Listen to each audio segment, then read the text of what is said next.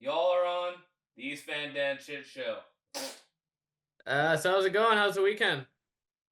Yeah, weekend's just about get underway. I'll be up in Surrey headlining some shows, so Yeah, you're doing Yuck Yucks? yeah, that's the plan. Nice. Yeah, how about Uh you? Me, I'm working and then on Monday I'm helping a friend film a concert. Oh shit, that's pretty Yeah. cool. Um who's playing at Yuck Yucks tonight? It'll be myself, Dusty Searcy, and Josh DeGrande. Oh yeah, I've heard Dustin before. Yeah. Yeah, yeah, Yeah, he's Dustin's good. great. Good old-fashioned straight white dude, so Yeah, man. classic comedy show. Um I saw on your website that you've played some shows with the great late Norm Macdonald. I did, yeah, Dude, yeah. check this out. I'm obviously a diehard Norm fan. Check this out. Boom. Oh, it's Oh, you can't blurry. see it, it's Oh, blurry. there Oh, we there you go. go. Oh, classic. Look at Dirty that. work. Norman Yeah, yeah. Hardy. Yeah, Nice. man. Yeah, Norm was definitely one of those people where they say like never meet your heroes because you'll be disappointed, but he was quite the opposite of that. Sort of lived up to his reputation and more. So yeah, such a sweetheart, such a probably the funniest human to ever exist, arguably. So Yeah. When did you do shows with him? Because he's been gone since 2021, I think. yeah, I think it was 2017, maybe Oh yeah. 2017, 2018, in that. Yeah, 2017, I'd guess. I did it Laugh Shop at Calgary, but he did five sold out shows. So yeah, it was cool. He invited me up to his room and we kind of hung out in between. He was notorious for after hours poker games, like Yes, he was a games. So compulsive gambler like my grandmother. what's your grandmother a compulsive gambler? Yo, she is definitely Yeah, still uh, is. yes. Oh yeah. Oh, Yeah, I think horrible. gambling is the worst addiction because it can mess up. I mean, there's some pretty bad ones, but it really can mess up a lot of stuff for a long time. But Norm, I think, was okay because he was making lots of money. But yeah, he that week I was kind of disappointed because he was like, "Nah, I don't think I'm gonna do it," because I think he was trying to not gamble. But it was funny the Saturday, and he had to fly out Sunday at like 8 a.m. or something. But the Saturday late show, like all these friggin' gremlins just showed up out of the woodwork hoping to play the poker game because they'd play it up in one of the suites. But yeah, it didn't happen. So I don't know. But yeah, other than that, he was awesome, man. So funny, such a natural talent. Yeah, yeah. It's a shame. Um, Yeah, it does suck. Yeah, my favorite thing in comedy is when somebody like their thing on stage is exactly off stage. I mean, you always turn it up a little bit uh for some performance, but yeah, he was just like the same guy always. So it was yeah, it's a pretty cool experience. um, Fun fact. Yeah. Since we were just talking about addiction, yesterday was my 11th month booze free. Oh man, dude, Yeah. that's amazing. Congrats. I'm today is actually 14 months. Oh wow. Yeah, Congrats. thank you. Yeah, I think December 21st, 2023. I was just looking at the date. Dude, that's not easy. Yeah, uh how was it? How's the last year been? How's the How's the last year been? Well, I think my final rock bottom, and I've had spectacular rock bottoms, several actually. Yeah, I was a big social media poster regarding my downward spirals. Oh, Um, damn. I would say September, I guess 2020. Yeah, September 2023 was my final rock bottom, and then I went to rehab. Actually, this is kind of funny. March 19th, uh, of 2024. I did open mic over at the SIP in Nanaimo. Oh yeah. And I don't remember doing it. Because I was like, okay, it's my last night to drink ever. Yeah, Because I'm going to detox the next day. You do 1 week of detox and then you go to rehab. yeah. Yeah, I did. I don't know if I even got any laughs, but yeah. Um, that was the last night I drank was March 19th of 2024. Oh man, yeah, dude, that's good. Were you on a bender at that time? So when you went through the detox, was that rough? No, the detox. I'm pretty good with detoxing. I've done it without having other people's help in the Yeah, past, so yeah. I'm pretty good like that. It was a little chaotic because like I like to think I've always been like a pretty like I'm pretty like mellow. Um, well, in most cases, let's just say, but yeah. There was some pretty out of it individuals in there. Like I went through within the first 24 hours of being in detox, I went through two roommates, both named Matt. Oh shit. The first one jumped like literally jumped the fence the fucking first night, and Oh then my the God. second night was again another guy named Matt. He was addicted to meth and gambling. Damn. Yeah. Hand in hand. Yeah, yeah, Oh yeah. It's shit. kind of an odd choice. Yeah. But like I remember, like I was just sitting there and like they give you like a bunch of like meds, and fucking, and you can't do anything. I can't even smoke cigarettes. You can't even smoke cigarettes, which was a real bummer. But I remember just laying there in this little fucking bed, and I see him on his computer, and he was like, "Hey, uh, um, hey, I would appreciate it if you uh." wouldn't tell the nurses that I'm playing like online poker, and I'm like, yeah, man, that's cool. I didn't think about it at the time though, right? Yeah. It's like, oh, this guy's a fucking gambling addict too, besides the mess. But Yeah. whatever. I mean, That helps him gamble. yeah, it helps him get through the week or however long his stay is. I mean, whatever.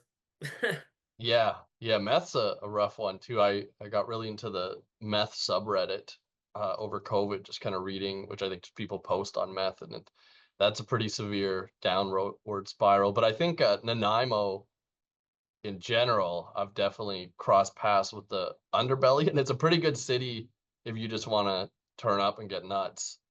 It definitely has that a lot to offer in that sense. So, um, yeah, and I mean some pretty good times and good hangs. So, might have been not the easiest place as well. But I'm glad you were able to find some detox and do it kind of properly. Yeah. Yeah, it's been quite a journey. I can't wait till my 1 year, and then it's gonna go back to film production. That's my Nice. plan. Yeah. Um, but anyways, when did you like what brought you to comedy? Were you like a class clown? Like how? I think I was a bit of a funny guy in school. Was known for that, but yeah, I wasn't over the top. I need attention. I just picked my moments kind of class clown, but yeah, and I went to a pretty rough school, so you you learn to be funny for survival is a pretty common story. But yeah, I think I always loved it. Like always wanted to do it, and I remember we'd have whatever comedy network or those kind of things that maybe even on CBC, I don't know. There was just like a few stand-up shows, and obviously it was before the internet, so I would just watch it all the time. But then I remember visiting the States for the first time and having access to like Comedy Central and just see. I literally stayed up like the whole night till 6 a.m. because they would just do comedy specials one after the other. It was like Ralphie May and yeah, I can't remember, but it was yeah, it was like this. It was my favorite thing. So, but I just didn't think you could do it. And then I ran into a lady that Denise Ross. She actually lives on the island up in Yuki, but at the time she was living in Calgary and she was managing Yuck Yucks. And I met her separately, like not through comedy, and kind of found out she did that. And I was like, oh, I always wanted to try it. And she took me to an open mic and I just didn't know. She's like, yeah, you just do it. You just go up and try it. And then yeah, it went well the first time. And 15 years later, here you are. Ruined my life a little bit, but definitely the right call, I think, in the long run. Yeah. Yeah. Um, So are you from Vancouver originally? Calgary. I was Calgary? born and raised. Yeah, I've been in Vancouver since 2013. Oh, okay, cool. Yeah. Um, so like I think everyone can agree. I think 2019 to 2021-ish, there wasn't a whole lot going on. Like what did you like in like the sense of like the comedy world, what did you do during that time? Pandemic times. Yeah, Yeah. I did some Zoom shows, which were brutal, but we got by. But yeah, I mean, I still tried to write every day. It was in a weird way, it was kind of nice to have a break because I just had never not done comedy since I started. Um, but the break just lasted too long. Like if it was like a mandatory COVID for 2 months a year, I wouldn't mind that. The world shuts down and you can chill. But yeah, I don't know, man. I was losing my mind. I ran every day. I ran so much. I would just run further every day or longer. That I lost like 30 or 40 pounds. And then, yeah, people thought I had cancer and were messaging me when I finally posted a picture. And I was just like, no, I just been running too much. But yeah, I still tried to, it was the period right after COVID was amazing because, um, the shows kind of gradually opened up and there used to be a show in Vancouver, called the Kino.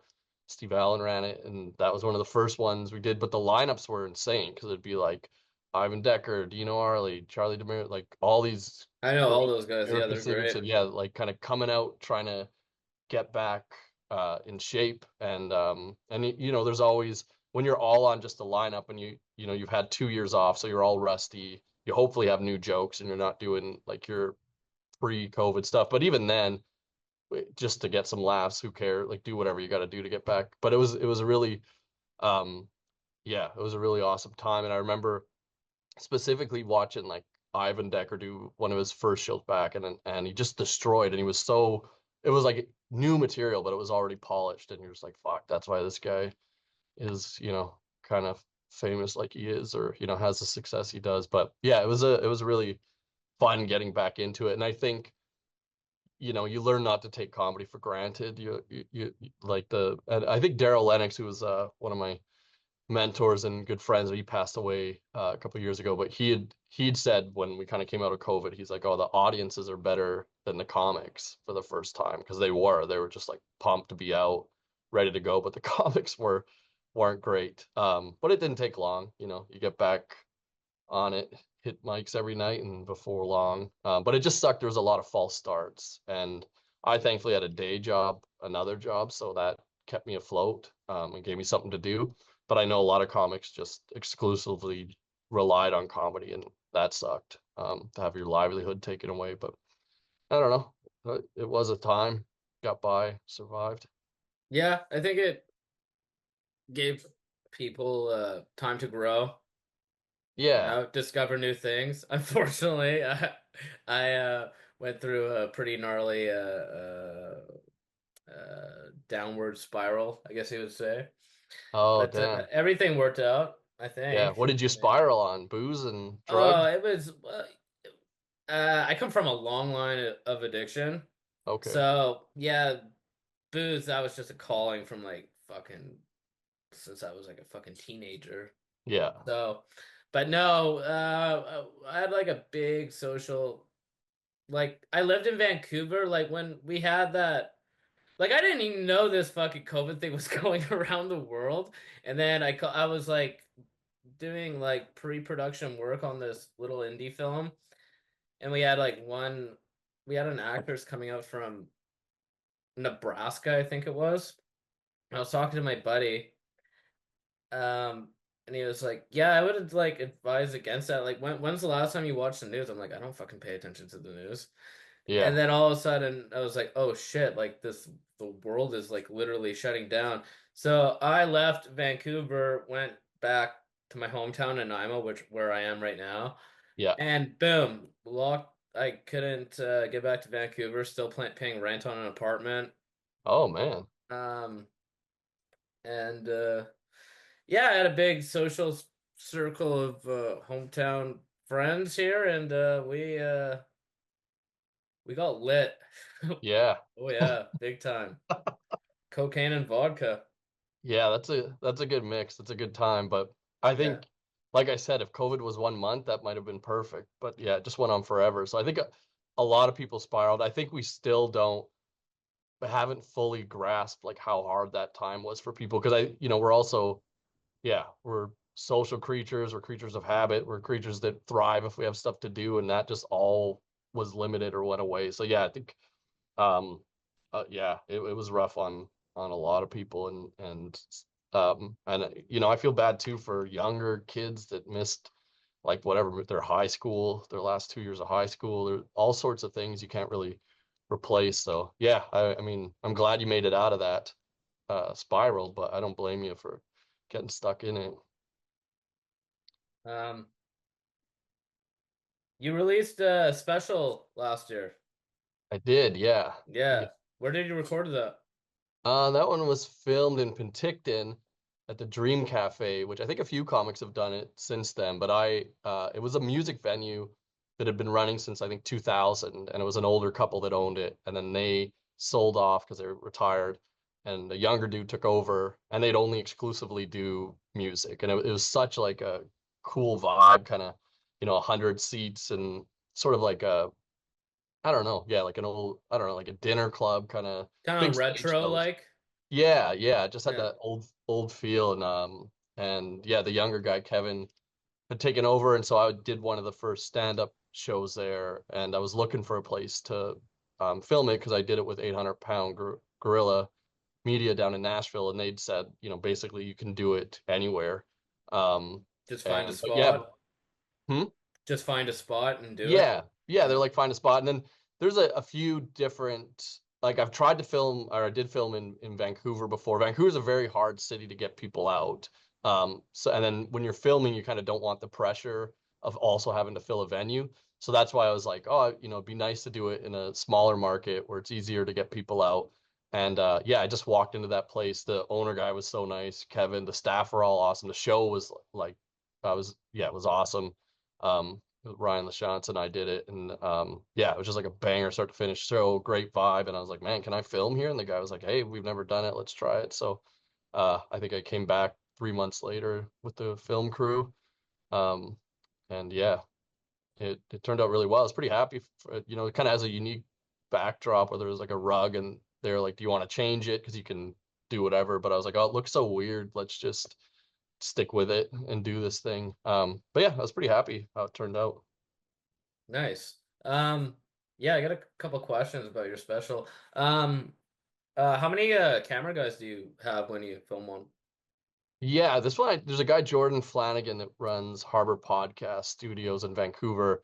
He works in film, um, yeah, on movies and stuff. So he's very knowledgeable. So I got him to come out, and I think that one we did, I think we did 3 or 4 cameras, one just a wide shot, kind of stationary. But mainly, yeah, two were a bulk of the shots that we ended up using, and yeah, it turned out well. And then I had him come out as well. I filmed my next one in this last December in Winnipeg at Rumors, which was really fun. And yeah, kind of upped the production values for that. So did like a custom backdrop and got Jordan to come out again.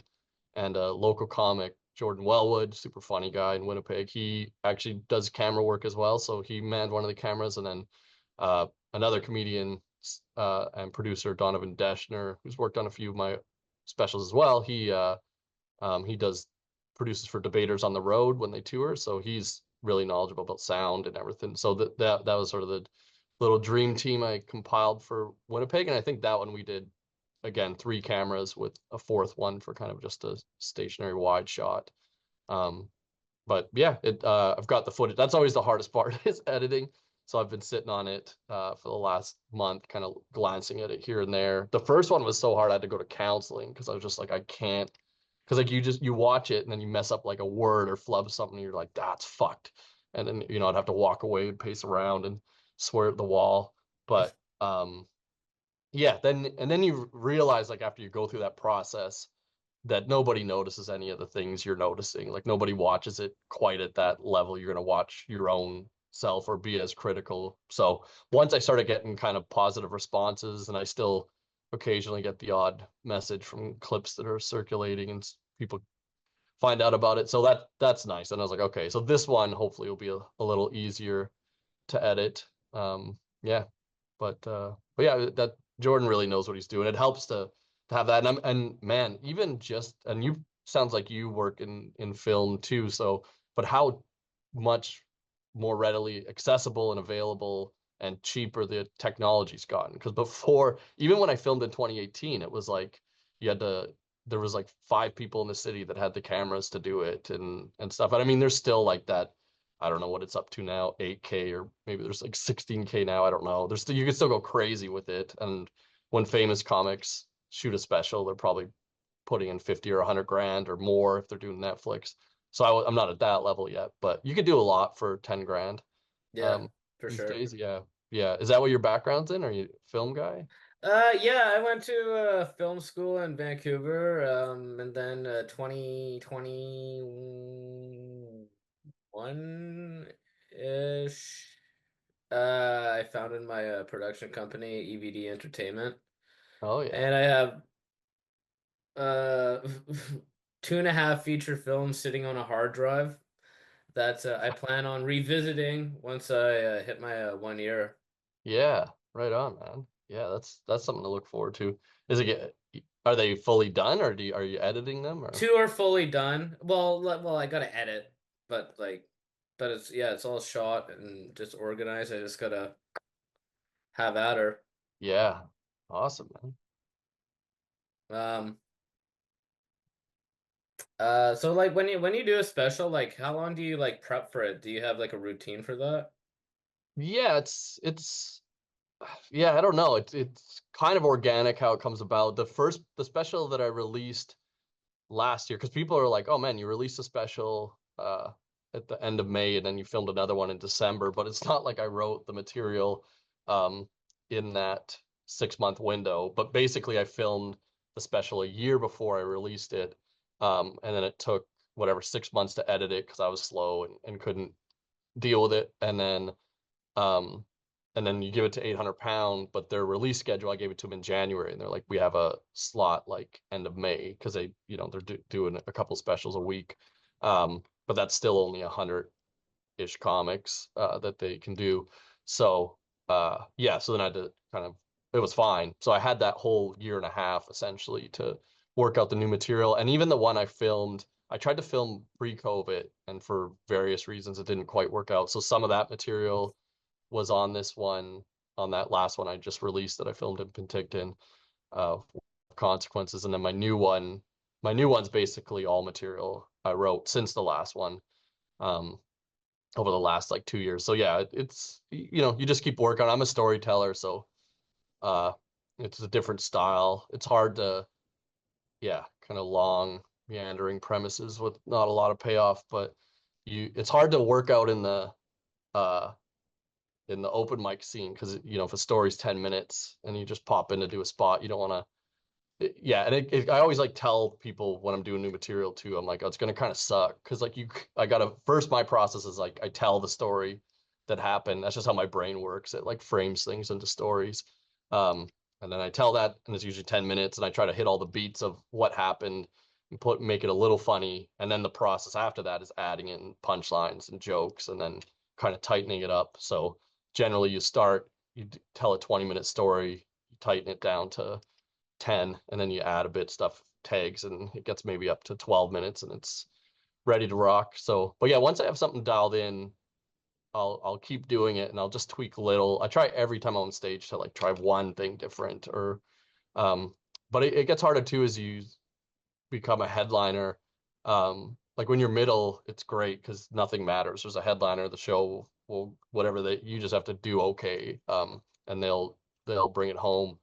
But yeah, as you start to headline, it's like there's more pressure if people are paying for a Oh, of ticket. course.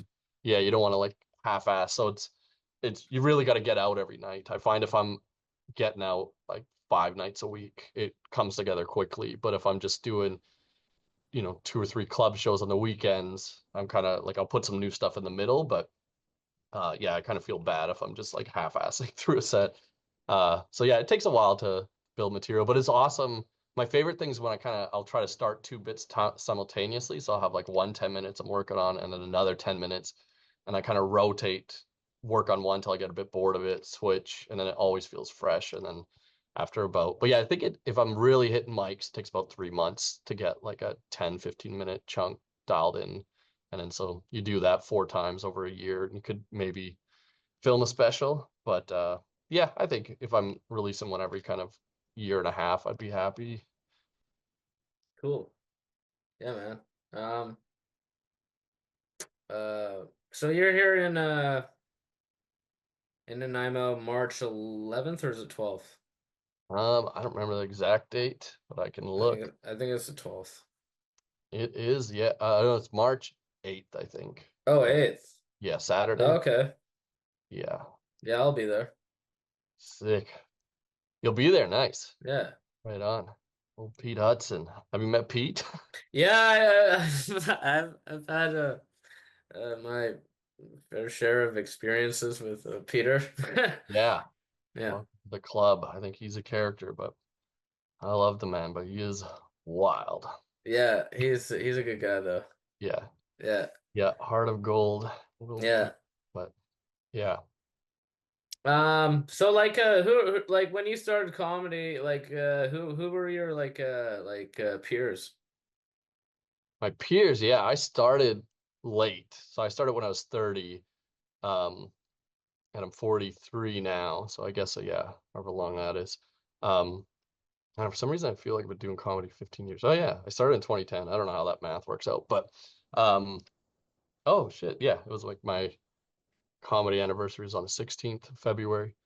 But yeah, when I started late, so I was older, and then but it was awesome in the sense that my peers were that I got to work with or open for were headliners already. Like the people that were my age group were kind of headlining the road. And I started in Alberta, and Alberta's such a different scene because here, like Vancouver, you can get on stage, a couple times a night and do little sets and bounce around and work your way up that way, which is awesome for development. But Alberta, it's kind of like you get 10 minutes, and if you have a car, they're like, perfect, go do 30 minutes on the road opening for some headliner.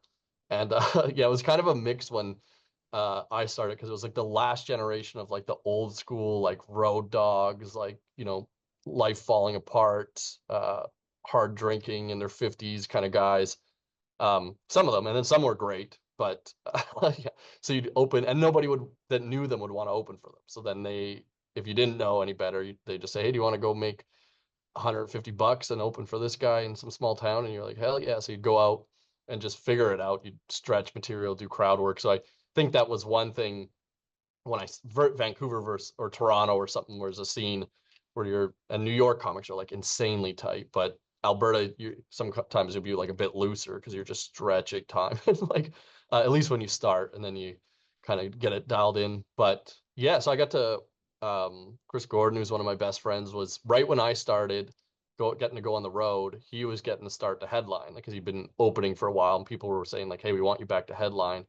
Um, and then I was in the car with him once, and he was on the phone with his agent. And then she's like, "Well, you can headline. These people requested you, but you have to bring your own opener." And he's like, "I got a guy in the car right now." So he just brought me out, and that kind of got me in. So I got to open for him, and Simon King would always come through, Vancouver guy.